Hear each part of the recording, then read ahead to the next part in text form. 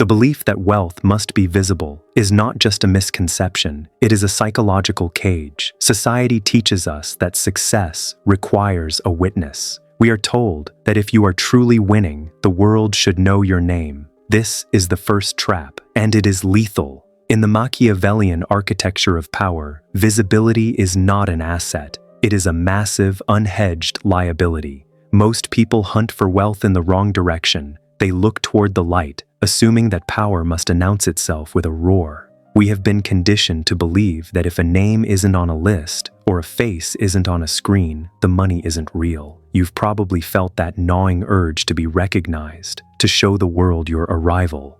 Your psyche demands this validation because it mistakes attention for security. But we must understand the cold mathematics of the shadow. Confirmation is the death of protection. The moment you become visible, you become interpretable.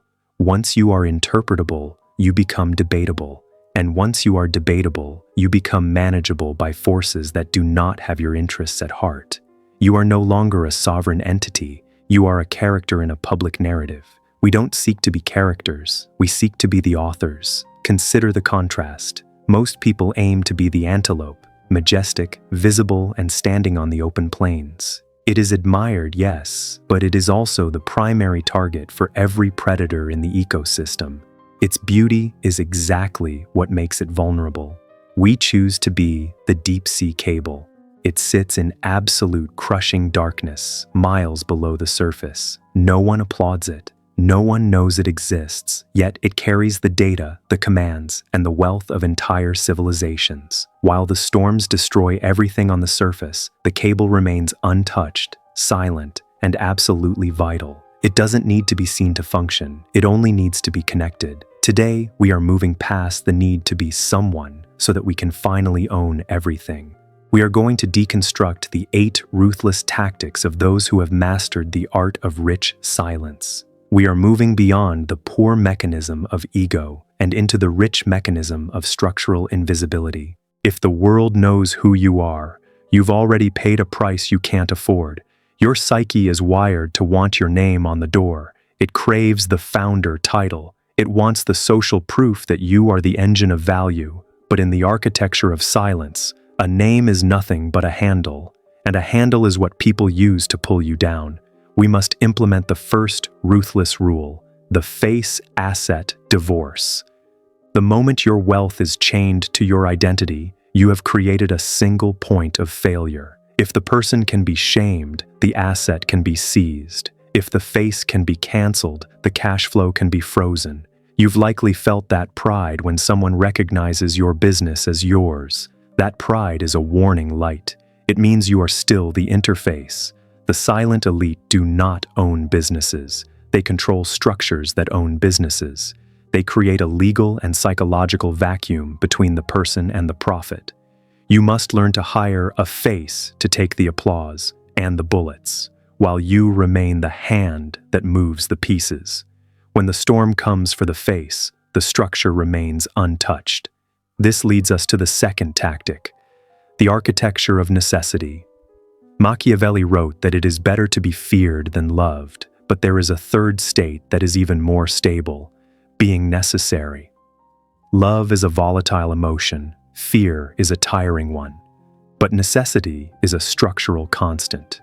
Most people spend their lives building personal brands, fragile glass houses built on the shifting sands of public opinion.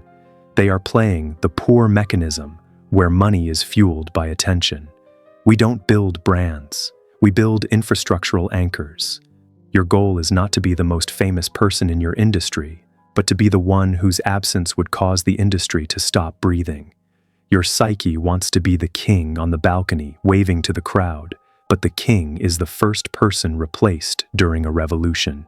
Instead, you must become the artery. You've probably felt the anxiety of being overlooked in a meeting or a market. In our world, that is your greatest advantage. While others compete for the throne, we compete for the bottleneck. When you control the bottleneck, the essential supply chain, the proprietary algorithm, the one license without which nothing moves, you don't need a public voice. The world will crawl to your door in absolute silence, not because it wants to, but because it has no other choice. True power doesn't seek a seat at the table. It owns the floor the table stands on. Drama is an expense. In the Machiavellian calculus, excitement is a signal of instability, and instability is where wealth goes to die. Most people are conditioned to believe that greatness must look like a revolution, something flashy, disruptive, and loud. But those who get rich in silence understand a deeper, more cynical truth. The most protected assets are the ones that are too boring to investigate. We call this third tactic strategic dullness. Your psyche is naturally wired to seek the vibrancy of success. You want your projects to feel modern, your offices to look like monuments, and your business model to sound like a headline. But vibrancy attracts the three horsemen of asset destruction: the taxman, the regulator, and the competitor. When you look like the future, you invite scrutiny. When you look like a boring administrative necessity, you are granted the ultimate gift: indifference.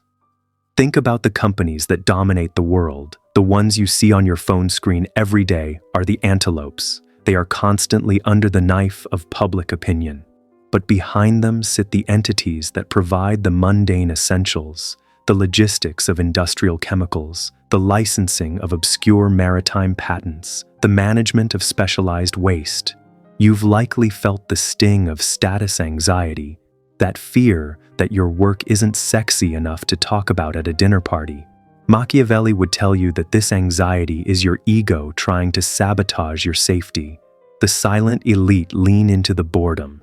They name their holding companies with strings of numbers or generic geographical terms. They ensure their business descriptions sound like a technical manual for a 1980s elevator. Why? Because human attention is a limited resource.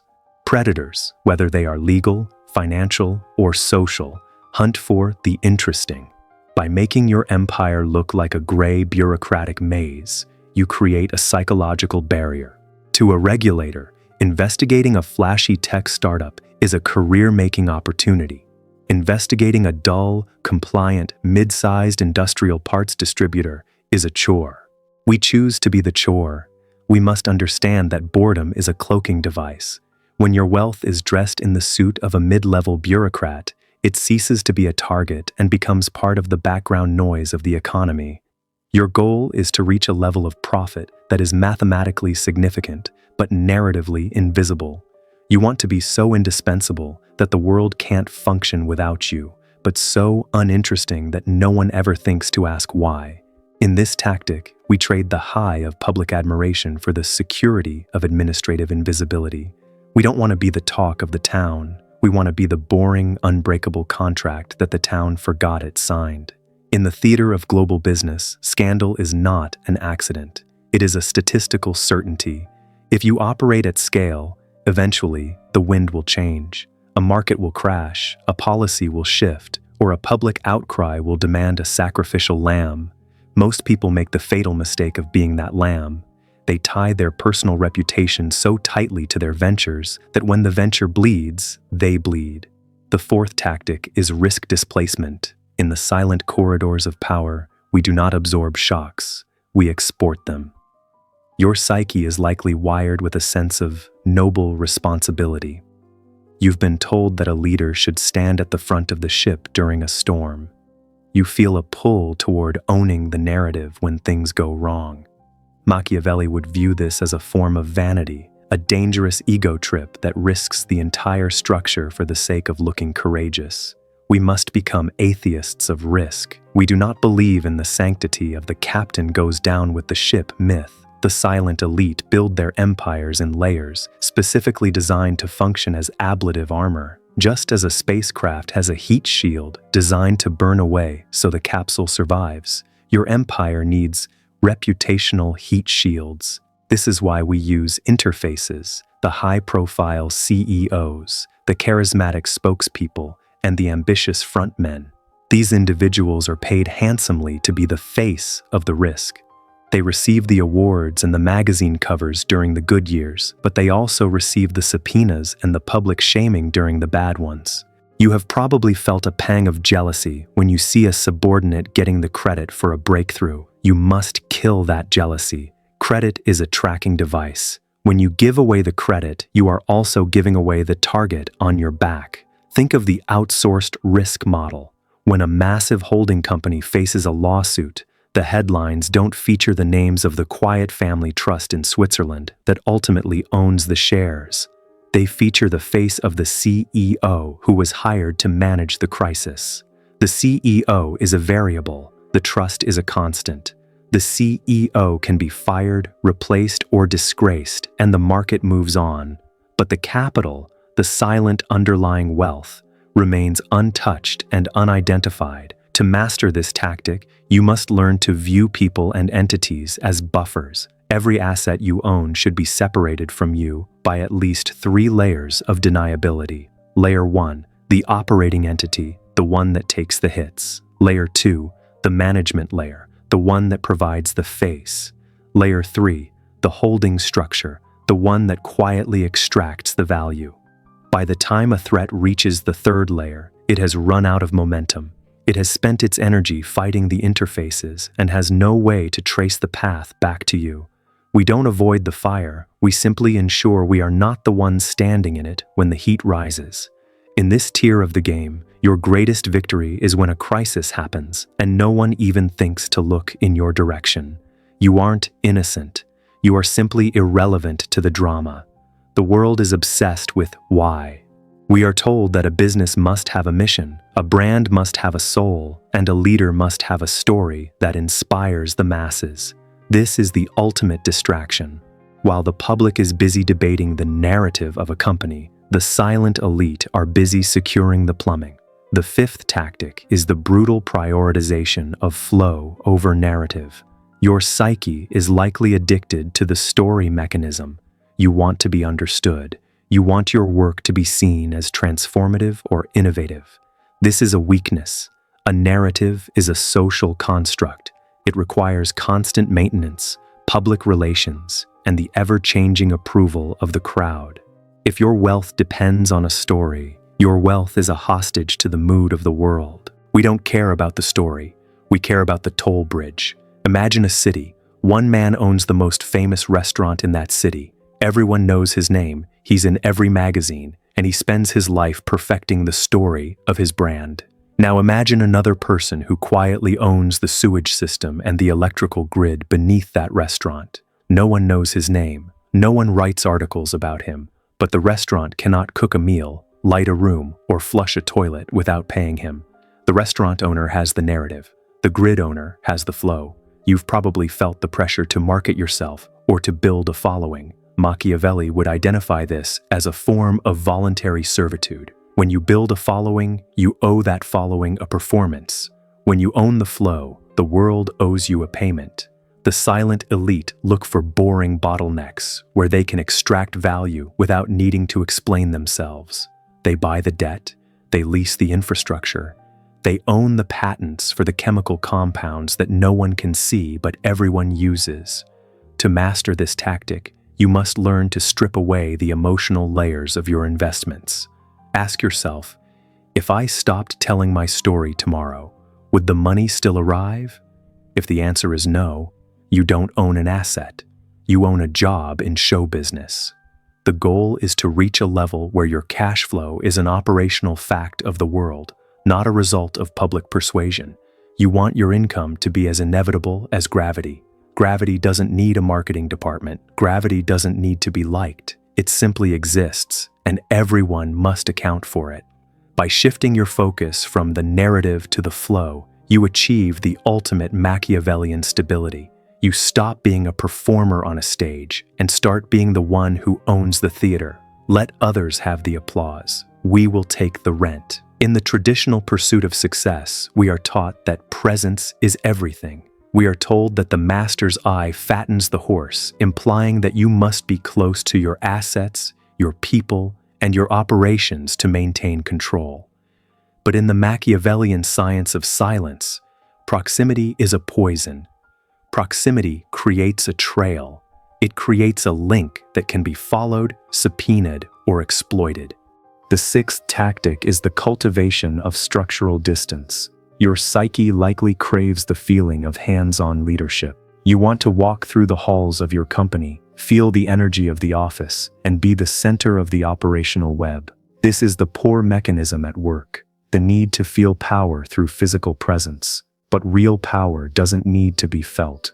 It only needs to be exerted. The silent elite understand that distance is armor. Imagine two types of predators. The first is a street fighter, powerful, visible, and always within arm's reach of his opponent. He wins many battles, but every victory leaves him with scars, and eventually he is worn down by the sheer physics of contact. The second is a drone operator, located 5,000 miles away. He exerts total lethality without ever entering the zone of risk. He has no scars because he has no proximity. You have probably felt the anxiety of losing touch with your ventures. You must reframe this. In our world, losing touch is the goal. You want to create so many layers of distance, jurisdictional, legal, and operational, that your influence becomes a ghost. You don't want to be the CEO. You want to be the ultimate beneficial owner of a trust that owns a holding company that owns the firm. By the time a legal threat or a social scandal tries to travel from the asset to you, it has to cross oceans, bypass complex privacy laws, and navigate through a labyrinth of fiduciaries.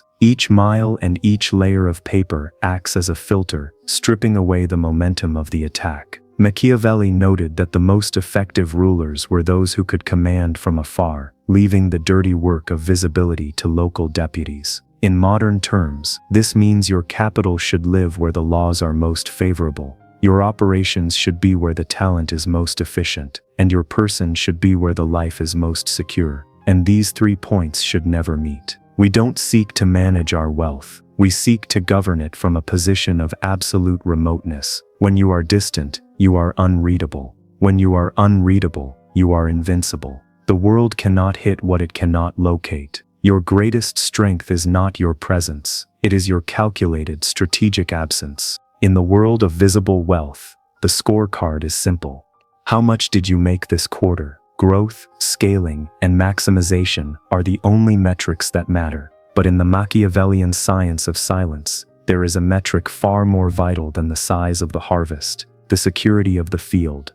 The seventh tactic is the optimization of position over profit. Your psyche is likely driven by the accumulation instinct. You want to squeeze every possible dollar out of an opportunity. You want to win the negotiation, dominate the market share, and show the highest possible numbers. But we must understand that excessive profit is a signal. It creates a heat signature that attracts unwanted attention. When you become too profitable, you become a problem for your competitors, a target for regulators, and a curiosity for the public. Machiavelli advised that a wise ruler should never take everything. If you leave enough on the table for others, they become invested in your survival. The silent elite do not seek to maximize profit. They seek to optimize their position. They would rather own 10% of a critical, invisible infrastructure for 50 years than 90% of a flashy, volatile trend for 3. You've probably felt the urge to win every deal. You must kill that urge. In silence, a win is not defined by the margin, but by the leverage it provides. The silent elite often choose suboptimal profits to remain under the radar. They stay just below the threshold of antitrust laws. They stay just small enough to avoid being the industry leader that everyone wants to take down, but just large enough to be the essential partner that no one can bypass. We call this the quiet harvest. Think of it as the difference between a forest fire and a geothermal vent. A fire is massive, bright, and consumes everything in its path until it burns itself out. A geothermal vent is constant, hidden, and provides steady energy for centuries without ever making a sound. To master this tactic, you must learn to ask, does this extra profit increase my risk of being seen? If the answer is yes, you walk away. You prioritize the structural integrity of your empire over the vanity of the balance sheet. You choose the contracts that are long-term, low-profile, and deeply embedded in the boring parts of the economy. When you optimize for position, you are building a fortress. When you optimize for profit, you are building a target. We don't want the biggest pile of gold. We want the pile of gold that no one knows is there, protected by a system that makes it impossible to move. In the end, the person who made the most money isn't the winner. The person who kept the most money without ever having to defend it is. We come now to the final, and perhaps most ruthless tactic of all. It is the one that prevents most people from ever reaching the highest tier of power, regardless of how much capital they accumulate. It is not a financial maneuver or a legal loophole. It is a psychological execution. The eighth tactic is the death of acknowledgement. Your psyche is a social organ. From the moment you are born, you are trained to seek the nod, the look of respect in a peer's eye, the prestige of a title, the satisfaction of being the man in the room. This craving for acknowledgement is the umbilical cord that keeps you tied to the poor mechanism. As long as you need the world to know you are successful, the world owns you. The silent elite understand that validation is a tracking device. When you seek recognition, you are broadcasting your frequency to the world. You are telling everyone exactly where you are, what you value, and how much you have. In the Machiavellian framework, this is a surrender of sovereignty. You have probably felt that hollow ache after a major win, the desire to post it, to tell a friend, to see the envy or admiration on someone's face. You must recognize that ache for what it is, a security breach. To reach the level of the sovereign ghost, you must commit a form of ego suicide. You must become comfortable with being underestimated. You must find a twisted, cold pleasure in being the least important person in the room while being the one who owns the room. Think of the psychological freedom of the anonymous sovereign. While the public figures are exhausted by the weight of their own reputations, polishing their images, defending their statements, and fearing their decline, the silent owner is at peace. He has no brand to protect, so he cannot be cancelled. He has no status to maintain, so he cannot be shamed. You've likely felt that status anxiety, the fear that if people don't see your wealth, they won't respect your intellect. You must flip this logic. Real intellect is the ability to extract the prize without being forced to perform the dance. We choose to be the shadow architects. We understand that the ultimate luxury is not a private jet or a mansion. It is the ability to walk through a crowded street or sit in a public cafe while controlling assets that move markets, and having absolutely no one look twice at you. In this final stage, you stop being a person in the social sense and become an operational fact. You don't need to be believed in to exist. You don't need to be celebrated to be powerful. Like the laws of physics, you simply are. The world pays you because it has no choice, not because it likes you. When you kill the need for acknowledgement, you kill the last handle the world has to pull you down. You become untouchable because you have become invisible. You have traded the noise of the crowd for the absolute crushing power of the silence. We have deconstructed the mechanics of the shadow, from the divorce of the face and the asset to the final execution of the social ego. What remains is not just a strategy, but an ultimatum. The world will continue to sell you the dream of the spotlight. It will tell you that to be powerful is to be famous, and to be wealthy is to be seen. But we now know the truth. Visibility is a tax that the ambitious pay to the mediocre. Every time you step onto a stage, every time you put your name on a building, and every time you seek the validation of a crowd, you are handing over a piece of your insulation. You are trading your fortress for a trophy.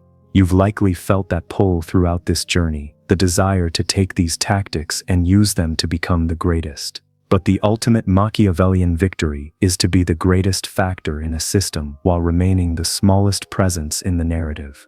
Real wealth doesn't need to be believed in to exist. It doesn't need to be celebrated to be secure. It functions like the deep-sea cable we spoke of, silent, crushing, and absolutely vital. When your cash flow continues even if your name is forgotten, when your assets remain protected without a single word of explanation, that is the moment you have touched a level of power that the world will never see, and therefore can never touch. The highest tier of the game has no audience. It has only results. If you are ready to stop building a brand and start building a fortress, if you are ready to master the cold logic of the silent elite, then you belong here with us. We don't just study power, we analyze its architecture. Subscribe to the channel and join our circle of those who prefer the shadow to the stage. Turn on notifications to ensure you never miss a briefing on the ruthless mechanics of reality. Step out of the light.